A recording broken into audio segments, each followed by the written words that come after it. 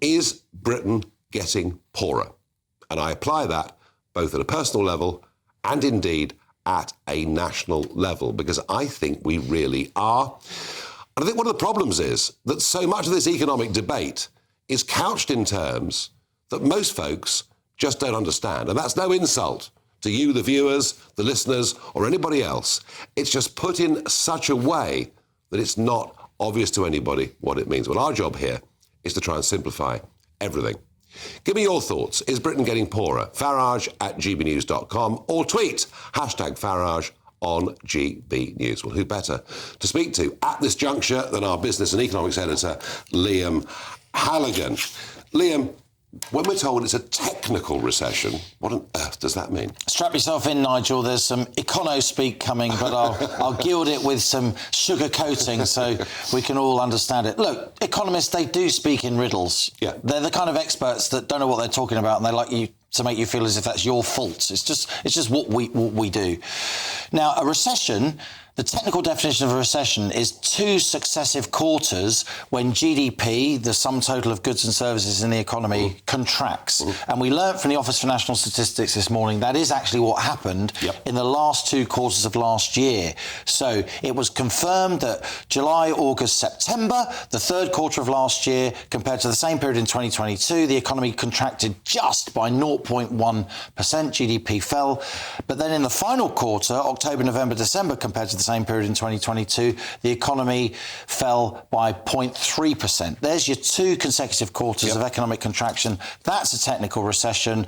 No wonder Rachel Reeves hastily convened a press conference, fair play to her. She's Shadow Chancellor, saying that the Tory economic strategy had failed. Though I agree with you, the Bank of England was woefully late to recognise inflation. And now you've got some members of the Monetary Policy Committee, the 9 economists, even now, they are arguing for rate rises rather than rate cuts, even though inflation's come down all the way from 11% 16 months ago all the way down to 4%. But isn't that part of it, Liam? I mean, one of the reasons inflation is coming down is because our economy, our post-COVID economy, is stagnating. Absolutely. I think that's absolutely right. We have seen falls in energy prices. We have seen easing of post-COVID supply chain issues and so on. But a lot of it is that the Bank of England, with 14 successive interest rises, has just squeezed the life out of the economy. You've got credit contracting, you've got companies getting rid of their loans, disinvesting,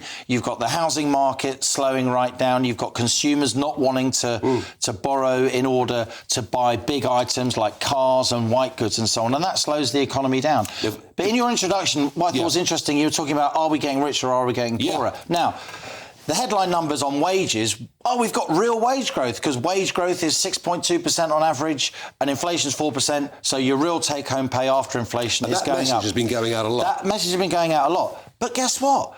Loads of people are paying much more tax than they were. These stealth taxes, the freezing of thresholds, people on very modest incomes getting dragged into higher tax brackets, paying tax at 40% when they're not really wealthy at all. Nurses, police officers. At all. Mid-ranking teachers, they shouldn't be paying tax at 40%. Of course they shouldn't. They should be paying the basic rate of income tax. And then I've been drilling down into these ONS numbers that came out this morning. And while the GDP numbers contracted, as I said, 0.1% and 0.3% in respective quarters at the back end of last year, GDP per head, which is actually a less imperfect measure of living standards. Which means your own personal situation. Yeah, it means the size of the economy divided by the number of people in the economy. We've obviously had huge population growth. And, whatever your views on politics, that's just a fact, right? It's a fact that in 2022, the net immigration in this country was the size in a single year of the city of Leeds, which is our 6th biggest city, right, by most definitions. Unbelievable. I won't dare to call it the capital of Yorkshire because people from Sheffield will hate me even more. But joking aside, when your population goes up so sharply and GDP is stagnating, GDP per head is going to fall. And rather than falling in the last 2 quarters by 0.1% and 0.3%, GDP per head fell in the last 2 quarters of 2023, respectively, by 0.4% and 0.6%. Wow. In fact, we haven't seen GDP per head increase in any quarter since the middle of 2022. Thank you. So in simple terms, people are getting poorer. Absolutely. Rishi keeps telling us the debt's being cut. In fact, ever since 2010, I've been told the debt's being cut. Yet when I look at the numbers, the debt keeps going up. Are we poorer nationally? That's difficult to say. Look, there's been no... you would be the first to say, and you'd be right, there's been no kind of Brexit-induced meltdown or disaster, which we were told would happen by the Treasury in 2016 before the referendum. Yeah. The UK's basically been middle of the pack across the G7, across the OECD advanced economies in terms of growth since both 2016 and since 2020 when the withdrawal agreement came into effect. But the whole Western world has really been stagnating. Germany's been in recession. Europe's biggest economy since, for most of 2023, Germany was in recession. The fact our GDP is doing better than France and Germany's is cold comfort farm, given where we are. Because all Western economies are stagnating. All Western economies are going through a crisis of productivity, particularly in Europe. The standout economy probably in the world, even compared to the Chinese economy at the moment, is the US economy, which is seeing growth of 2 to 3%. And that's because, or it's partly not just the sort of drive and dynamism and huge capital markets of the US.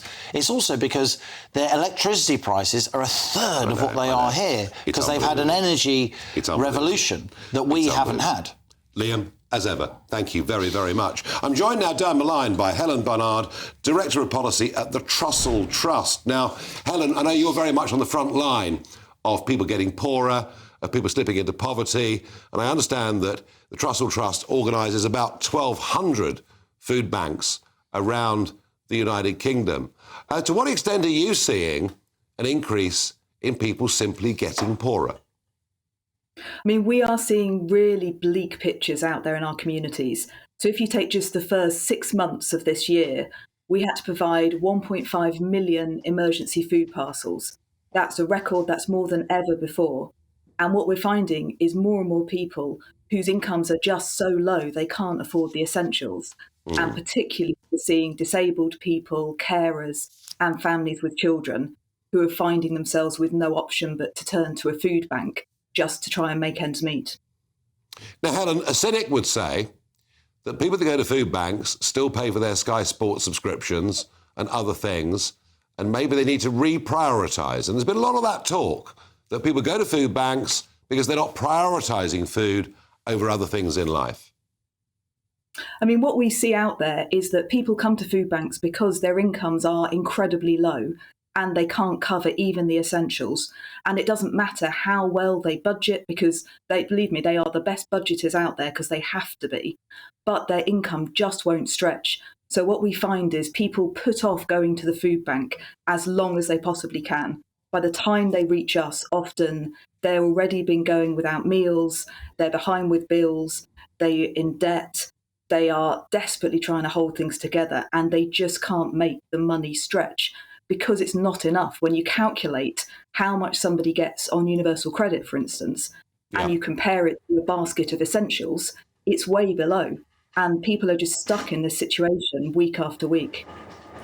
When someone goes to a food bank, is it likely to be for a period of a month, 3 months, while they're having a tough time? Do they then not come to the food bank? Or is it one of those situations where you start going to a food bank and you keep going to a food bank? It's a real mix. So people are referred to our food banks. So people will see maybe a GP or a health visitor, or they will call Citizens Advice for some money advice. And out of that conversation, it will emerge that they haven't got enough money for food and other essentials, so they'll be referred. What we would always do is talk to them about what are the issues that have brought them there, try and connect them to the right advice and support that will help them get out of that. But what we find more and more these days is that will help. But because the basic rate of benefits is so low, particularly, even when you do all of that, people are still stuck. And I can give you an example of somebody. Steve is a man that we've been supporting. He was a security guard. He got injured in a scuffle at work, got a bad back injury, was left not able to stand for very long. It took about a year for him to get assessed, get the support he should. And in the meantime, what we found was the basic rate of benefits wouldn't cover the bare essentials. So that's why he ended up coming to the food bank for support. Understood. Helen, thank you very much indeed.